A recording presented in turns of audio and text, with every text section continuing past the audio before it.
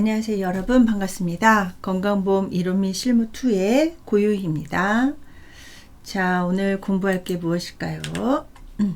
자, 이번 주는 요양병원 및 호스피스 완화 의료에 대해서 공부를 해볼 거예요. 그래서 우리가 이제 그동안 배운 건강보험이라든지 의료급여라든지 이런 모든 것들은 급성기 병원 중심으로 해서 이루어지는 그런 법령이라든지 제도, 그 다음에 산정 지침, 진료 수가 이런 것들이었단 말이에요. 근데 이제 요양병원은 약간 다르죠. 그래서 요양병원이 우리가 흔히 만성기 병원이라고 하잖아요. 그래서 요양병원에 대한 개념이라든지 급여, 그 다음에 이제 법령 이런 것들에 대해서 살펴보는 그런 시간을 가질 거고요. 마지막으로 조금 이제 호스피스 완화 의료라는 제도, 그 다음에 호스피스 완화 의료일 때 본인 부담금 이런 거에 대해서 살펴보도록 하겠습니다. 자, 호스피스하고 이제 요양병원의 그 관련 법령이라든지 아니면은 이제 급여 관리하고 수가 기준은 어떻게 되는지 살펴볼 건데요. 아까 잠깐 얘기한 것처럼 이제 급성기 병원하고 만성기 병원의 차이점이 좀 있고 이러다 보니까 이제 법령이라든지 급여 관리 수가 기준이 살짝 달라요. 그래서 그 차이점을 중점으로 해서 공부를 해 보도록 하겠습니다. 자, 우리 요양병원이라는 거는 이제 요양병원의 개념을 먼저 살펴볼게요. 요양병원은 일단은 의료인이죠. 그죠? 의료인 중에서도 의사나 한의사가 의료를 행하는 곳으로서 일단은 환자 수용 인원이 30명 이상을 수용할 수 있는 시설을 갖추고 그 다음에 그거에 맞는 의료 서비스 제공을 목적으로 개설된 의료기관을 요양병원이라고 합니다. 그래서 만성기 병원이라고 말씀드린 것처럼 주로 장기 요양이 필요한, 그러니까 급성이 아니라 오랫동안 요양이 필요한 입원 환자에게 의료를 행할 목적으로 개설하는 의료기관을 요양병원이라고 하는데요. 일반 병원하고 달리요, 이 법령 자체가 조금 달라요. 예, 그래서 여기 보시면 의사나 간호사의 법정 배치 기준도 좀 완화된 그런 항목에 대해서 이따가 살펴볼 거고요. 그 다음에 또 사회복지사라든지 물리치료사를 추가로 좀 배치해 놓은 요런 게 이제 우리 급성기 병원하고의 좀 차이점이라고 생각하시면 돼요. 근데 우리가 요양병원이라는 곳이 있고 요양시설이라고 하는 곳이 있죠. 그래서 우리 다음 주에 노인 장기 요양 보험 제도에 대해서 살펴볼 건데요. 이 노인 장기 요양 보험에서는 요양 시설이라든지 재가 서비스 이런 것들이 이제 주 서비스에 해당이 되는데, 그러니까 급여 항목이라는 얘기죠. 근데 요양병원은 이제 아까 말씀드렸다시피 의료를 행할 목적으로 만들어진 거고, 요양시설은요, 요양시설은 의료 서비스보다는 노인 수발 제공을 목적으로 한다. 그래서 요양병원과 요양시설의 차이점 잠깐 살펴봤습니다. 그러니까 그 요양병원은 말 그대로 이제 요양병원이다 보니까 국민건강보험법에서 기준으로 해가지고 만성기 질환에 대한 개념이 조금 더 많고, 그 다음에 입원 대상자가 급성기 질환하고 조금 다르죠. 자, 그러면은 입원 대상자는 요양병원은 어떤 분들이 있느냐. 자, 천천히 살펴보자면 노인성 질환. 그래서 우리 학생들 요양병원에 한번 가본 적이 있는지 모르겠지만 젊은 사람들은 거의 없어요. 거의 대부분 이제 노인성 질환을 갖고 있고, 또 노인분들이 이제 주로 만성 질환자이다 보니까 만성 질환자라든지 아니면은 여기 외과적 수술 후나 아니면은 상해 후에 회복 기간에 있는 자로서 주로 이제 요양을 필요로 하는, 그러니까 우리 급성에서는 이제 뭐 수술을 하거나 상해 진단을 받아서 회복 기간을 거치면 이제 퇴원을 해야 되잖아요. 근데 이제 좀 요양을 목적으로 해가지고 장기 입원을 하셔야 되는 이런 분들 같은 경우는 요양병원에 입원하는 경우도 있어요. 근데 이제 요 케이스 같은 경우는 많지는 않고요. 주로 이제 아까 말씀드렸다시피 노인성 질환 대상자라든지 만성 질환 대상자. 근데 우리 노인성 질환이라고 하면 치매라든지 파킨슨, 뇌혈관성 질환 이런 것들을 노인성 질환이라고 하죠. 그러다 보니까 이제 뭐 65세 이상이신 분들이 주 입원 대상이라고 생각하시면 되는데요. 근데 우리 그 노인성 질환에서도 요분들 정신질환자라든지, 근데 우리 노인성 치매 같은 경우는 이제 그 노인성 질환에 들어가니까 제외가 되는데, 또 정신질환자라든지 감염성 질환 대상자 분들 같은 경우는 요양병원 입원 대상에서 제외가 된다. 그래서 이거는 이제 의료법 시행규칙에 제28조 4항에 포함되어 있는 겁니다. 그래서 요양병원하고 정신병원은 다르죠. 예, 그래서 이제 그 정신질환자 분들이라든지 감염성 질환 대상자 분들 같은 경우는 입원 대상에서 제외가 되는데요. 아무래도 입원 대상자, 요양병원에 입원하신 분들은 이제 노인분들이라든지 만성 질환 대상자 분들이다 보니까 면역력이 급격하게 떨어져 있잖아요. 그러다 보니까 감염성 질환 대상자 분들은 이제 예외를 시키게 되는 이런 케이스가 됩니다. 그래서 요거는 조금 기억을 해 주시기 바라고요. 그러면 이제 노인성 질환 대상자 분들 같은 경우는 요양병원에 입원하시기도 하고요.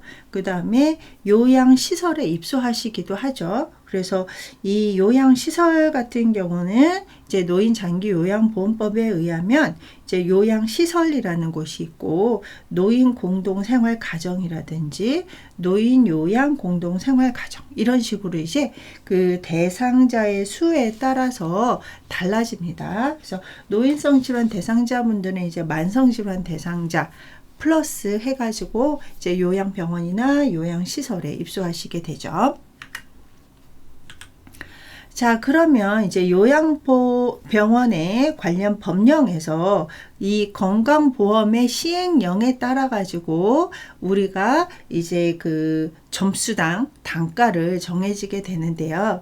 요거는 일반적인 상대가치 점수에 대한 내용인 거죠. 그래서 우리 상대가치 점수를 따질 때 공단의 이사장하고 또 유형별 요양기관을 대표하는 사람들이 모여가지고 체결을 하게 되죠. 예, 그래서 이제 매년 협의에 의해서 체결을 하게 되면 그 계약의 내용에 따라서 요 각 항목에 대한, 우리나라는 이제 그 상대 그 행위별 수까지잖아요. 그 각 항목에 대한 상대 가치 점수의 점수당 단가를 이제 정하게 되어 있는데요. 요 상대 가치 점수 같은 경우는 약간 이제 복습 개념으로 생각해 주시면 될 것 같아요.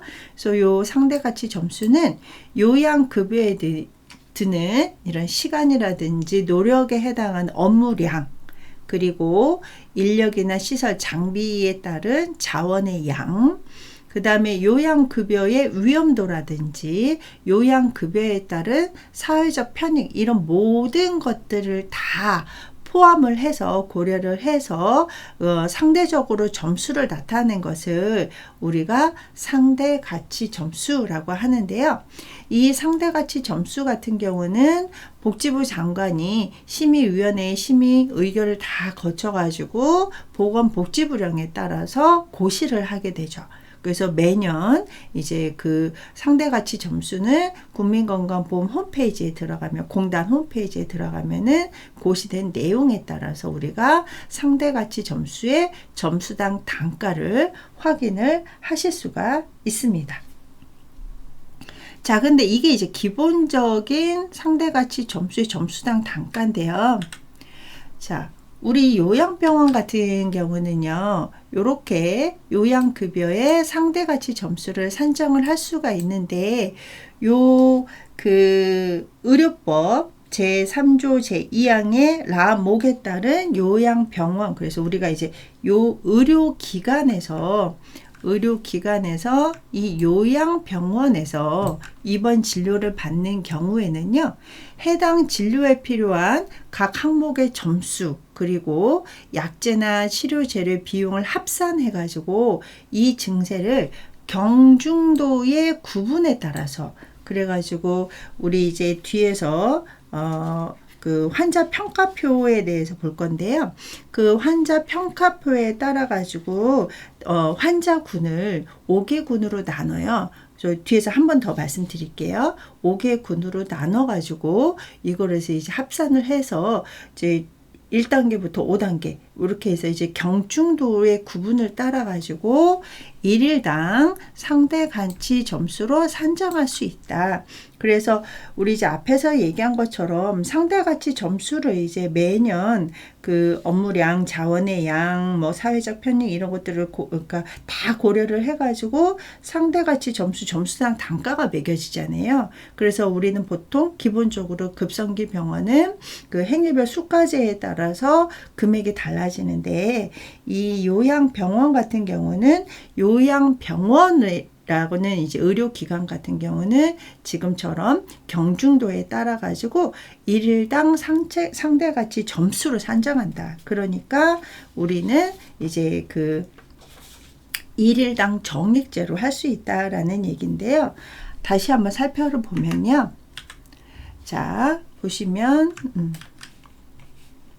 이렇게 이제 의료기관에 따른 의원이라든지 병원, 그 다음에 요양병원, 종합병원, 뭐 상급 종합병원, 그 다음에 뭐 보건의료원, 이런 식으로 이제 그 정해져 있는 의료기관 같은 경우는 그 보건복지부 장관이 정하는 그 질병군에 대해서 입원 진료를 받는 경우, 그래가지고 앞에서 얘기한 이제 그 1일당 점수로 할 수 있는 거는 진단명이라든지 그 다음에 시술명, 중증도, 나이 등을 기준으로 해서 한 이 환자 집단, 그래서 제가 환자군을 5개로 나눈다고 말씀드렸잖아요. 그래서 요렇게 질병군에 해당하는 환자 집단에 대해서는 입원 진료를 받을 때 요렇게 그 해당 진료에 필요한 요양급여 각 항목의 점수에다가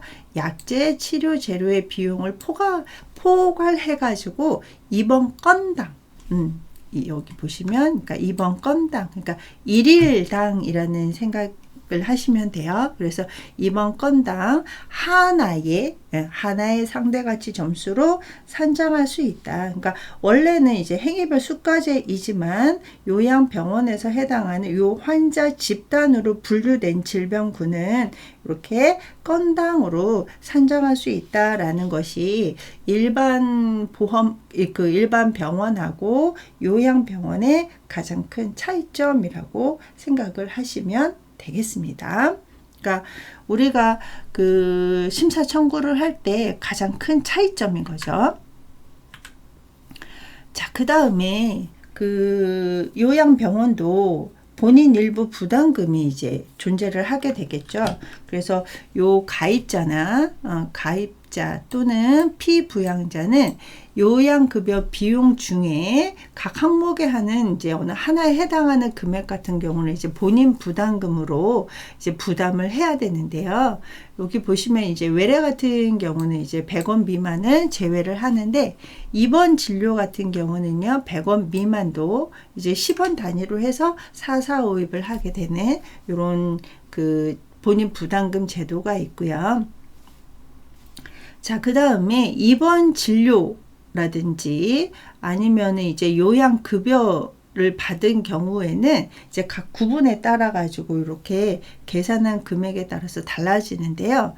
여기 보시면 이제 이번 진료에서 보건복지부 장관이 정한 의료 장비를 이용한 경우에는 제외가 된다. 그래서 이제 그 이번 진료에 해당하는 곳과 제외되는 곳 이제 좀 뒤에서 좀 자세하게 살펴볼 거고, 또 뭐 약국이라든지 이제 희귀 필수 의약품 센터인 요양기관에서 처방전에 따라서 의약품을 조제받은 이런 경우 같은 경우는 또 이제 요 계산에 따라서 금액이 본인 부담금이 조금씩 달라진다라는 이야기인데요. 자, 그러면 자, 본인 일부 부담금 같은 경우는요, 이제 크게 그 요양급여 비용 총액에서요, 요양급여 총액에서 100분의 20에 해당하는 금액, 그리고 식대에서 이제 우리가 조금 그 구분을 하셔야 되는 게 20, 그 다음에 식대에 해당하는 100분의 50을 더한 금액을 이제 본인 일부 부담금이다라고 생각을 하시면 됩니다. 그러니까 이제 총 입원비의 20%에다가 식대. 자, 근데 이 밑에 얘기는 뭐냐면요. 그 요양병원에서 입원 진료를 받는 사람 중에 이제 입원한 상태예요. 그 사람 중에 입원 치료보다는 요양시설이라든지, 그래서 아까 처음에 요양병원과 요양시설의 차이점에 대해서 설명드렸었죠. 그래서 요양병원에 입원 중이기는 하지만 이제 그 요양시설이라든지 외래 진료를 받는 것이 적합한 환자분들 같은 경우는 본인 부담금이 달라져요. 100분의 40에다가 식대에 100분의 50을 더한 금액이다. 그래가지고 요거는 이제 그 구분을 잘 해 놓으실 수 있어야 되겠죠. 그래서 요 누가 100분의 20이고 누가 100분의 40인지는 뒤에서 조금 더 자세하게 할 건데, 이렇게 본인 일부 부담금은 그 대상자의 상태에 따라서 20%냐 40%냐 나눠지게 되고요. 자, 그 다음에 이제 우리 건강보험 같은 경우 급성기 병원에서도 급여 비용이기는 하지만 100% 본인 부담해야 되는 게 있었잖아요. 근데 요양병원도 마찬가지다. 그래서 우리가 이제 요양병원이라든지 아니면은 이제 그 뭐 정신병원이라든지 이렇게 입원해 있는 사람이 의료급여 없이 의료급여에 의뢰 없이 다른 요양기관에서 진료를 받게 되면 100% 본인 부담금이다 라는 얘긴데요. 여기 보시면 이제 의료법의 제6조에 따른이라고 되어 있는데요. 이 제6조라는 게 뭐냐면요. 그 요양급여 의뢰에 해당하는 거거든요. 그래서 요양기관은 가입자에게 적절한 요양급여를 행하기 위해서는 필요에 따라서는 다른 요양기관에게 요양급여를 의뢰할 수 있다. 그래서 요양병원에서 입원하다가 이제 급성기 병원에서 치료를 받아야 되는 경우는 요양급여 의뢰할 수 있죠. 그게 이제 제6조에 해당하는 건데요. 만약에 이거에 따라서 요양급여를 의뢰할 때는 요양급여 의뢰서라는 것을 꼭 작성을 해서 이제 제출을 해야 되고요. 또 회송하는 경우, 이제 치료를 받고 회송하는 경우에는 요양급여 회송서를 꼭 이제 발급을 받아서 이제 의뢰하고 회송하고 이런 절차를 거쳐야 되는 게 요양급여의 의뢰에 따른 규칙인데요.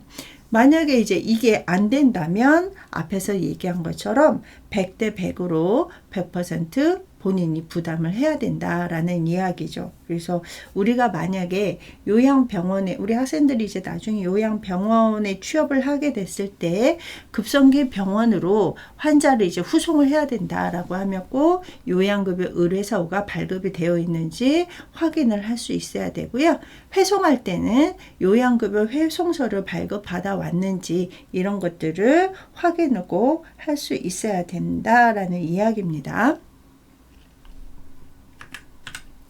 자, 그 다음에 이제 요양급여 일반 원칙에서 보시면 우리가 이제 의료법에 따라서 요양병원이라고 지정된, 그리고 이제 그 요양병원에서 따른 이제 그 절차 같은 경우는 일단은 그 법령에 규정이 되어 있어 가지고 그 입원이라든지 퇴원 일시 이런 것들, 이제 입원 진료 현황 같은 경우는 꼭 고지를 하고, 또 입원 진료에 대한 요양급여를 실시한 경우에만 적용이 될 수 있다라는 이야기예요. 그래서 그 요양병원 같은 경우는 이제 외래 진료가 아니라 이제 입원, 퇴원, 그리고 이 장기 입원을 하시다 보니까 이제 입원 일시, 퇴원 일시 이런 것들을 분명하게 입원 진료 현황에다가 고지할 수 있어야 된다라는 이야기입니다. 그리고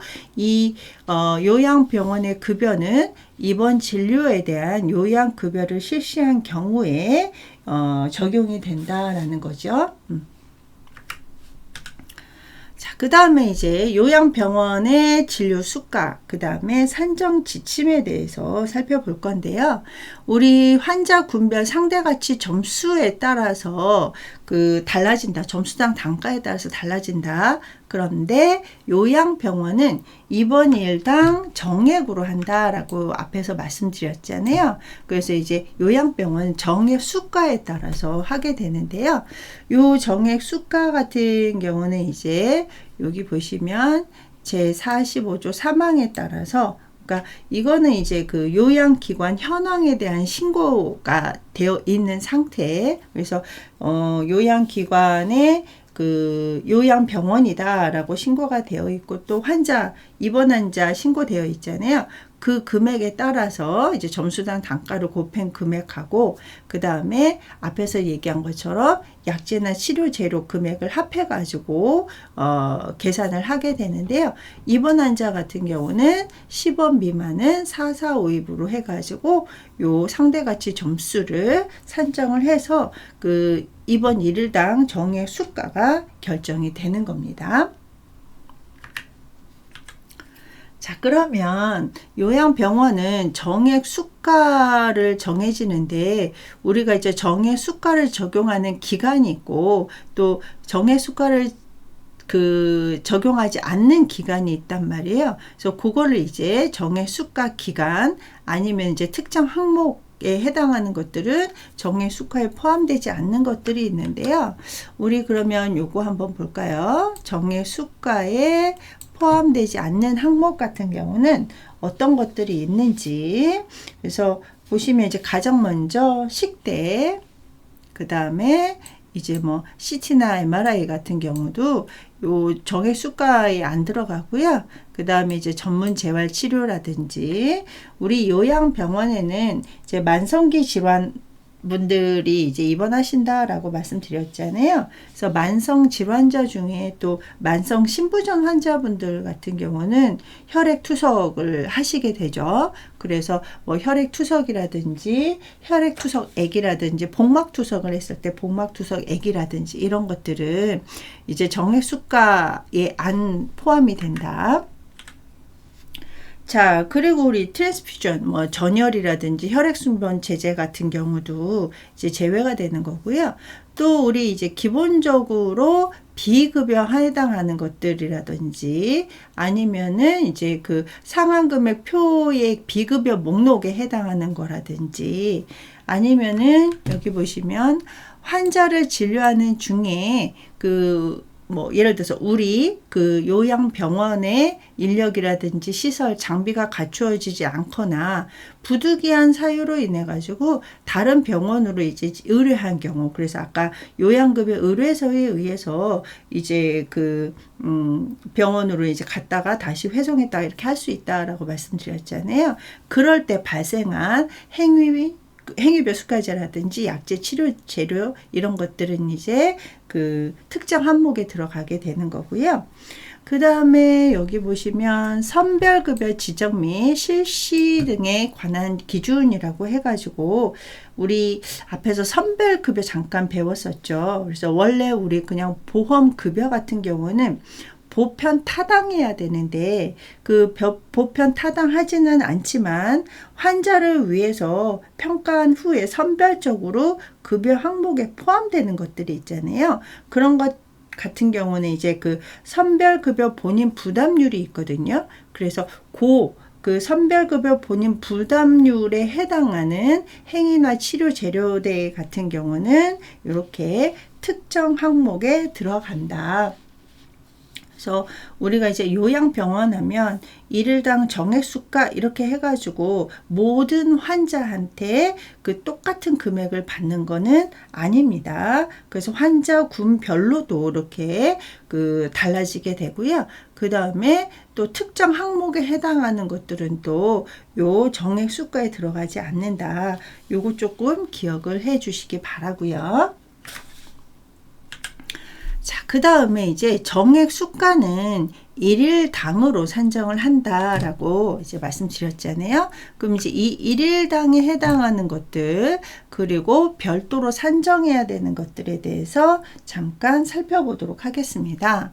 그래서 우리가 일일이라고 하는 거는 건강보험하고 똑같죠. 정오 12시부터 그 다음날 정오 12시까지를 의미하는 게 일일당 정액 수가인데요. 근데 만약에 12시 이전인데 0시부터 06시까지 사이에서 입원했다라고 하면은 이렇게 우리 산정 코드 첫 번째 자리에다가 1로 기재를 하게 되고요. 그 다음에 저녁에 그 18시부터 24시 사이에 퇴원했을 때는 산정 코드 첫 번째 자리에다가 2로 기재를 해요. 이렇게 했을 때, 그러니까 이제 그 일일당 정액 수가인데 그러니까 밤에서 이제 06시에 입원 아니면은 18시에서 24시에 퇴원했을 때는 소정 점수의 50%를 별도로 산정을 하게 되고요. 그러면 그 사이, 그래서 06시부터 12시 사이거나 입원하거나 아니면은 12시에서 18시 사이 퇴원했을 때는 별도로 산정하지 않는다. 그래서 우리 이제 산정 코드는 이제 조금 더 기억을 해 주시기 바란데요. 제가 후반기에 이제 요 코딩 하는 거라든지 이런 것들 시간이 되면 잠깐 할까 생각 중이기는 한데 어쨌거나 그때 못하게 되더라도 자, 요양병원 산정 코드 할 때 일일당 산정 수가에서 별도로 산정해야 되는 거, 별도로 산정하면 안 되는 거, 이런 것들 지금 기억을 해 주시고요.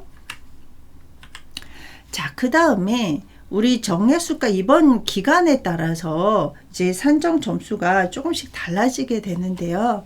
우리 이제 그 요양병원에 입원한 날로부터 입원일 개시일로부터 180일까지는 이제 100% 이제 그 정액 수가로 산정이 되는데요. 여기 보시면 181일째부터 270일째까지는요. 요 정액수가 점수에서 5%가 감산이 돼요. 그래서 우리가 이제 입원 기간을, 입원 진료일을 이제 꼭 고지를 해야 된다라고 앞에서 얘기했잖아요. 그 이유이기도 하죠. 그래서 이제 요거는 조금 기억을 해주세요. 그래서 181일부터 270일까지는 5% 감산을 하게 되는데 첫 번째 자리에 3이라고 기재를 해주시고요. 그러면 또 여기 271일째부터 360일째 같은 경우는 10%, 361일째부터는 15%를 감산하게 돼요. 그래서 요 감산하는 거 5%, 10%, 15%, 그리고 날짜, 그리고 산정코드 첫 번째 자리에다가 숫자를 어떤 거를 기재를 하느냐에 따라서 요 정액수가 입원료에 따른 그 정액수가가 달라지기 때문에 우리 학생들 잘 조금 기억을 해 주시기 바랍니다. 그래서 얘 같은 경우는 이제 조금 정리해 놨다가 나중에 한 번 더 확인을 해 주시기 바라고요. 자, 그 다음에 이제 요양병원 입원료라든지 납병동 격리실 입원료에 대해서 살펴볼 건데, 그 요양병원 입원료라든지 납병동 격리실 입원료 같은 경우는 우리 입원료 그 산정 기준이 있었잖아요. 입원료 산정 점수에서 보면은 이제 의학관리료가 있고, 그 다음에 간호관리료가 있고 병원 관리료가 있었는데, 요양병원 같은 경우는요, 그 의학관리료 같은 경우는 31%, 입원 환자 간호관리료 같은 경우는 16%, 그 다음에 입원 환자 병원 관리료 같은 경우는 35%. 우리 건강보험에서 급성기병원은 소정 점수가 이랬잖아요. 그죠? 입원료의 소정 점수가 이랬었단 말이에요. 이거는 이제 그 중환자실 입원료인데 건강보험하고 똑같다. 그래서 입원료의 산정 기준. 그래서 원칙은 의학관리료 40%, 간호관리료 25%, 병원관리료 35%였잖아요. 근데 이제 요양병원의 입원료나 납병동 입원료, 격리실 입원료 같은 경우는 이렇게 조금 달라지게 되어 있습니다. 그래서 우리가 이제 그 기본 진료료 할 때 입원료에 대해서 이제 설명을 드릴 때 한 번 더 설명을 드릴 건데요. 요거 좀 차이점 기억을 해 주세요. 자, 그러면 지금까지 요양병원하고 요양시설의 차이점, 요양병원의 기준하는 법령이라든지, 그 다음에 이제 정액 수가, 그래서 일일당 정액 수가는 어떻게 정해지는지에 대해서 살펴봤어요. 그러면 우리 잠깐 쉬었다가 2교시에 또 이어서 공부하도록 할게요.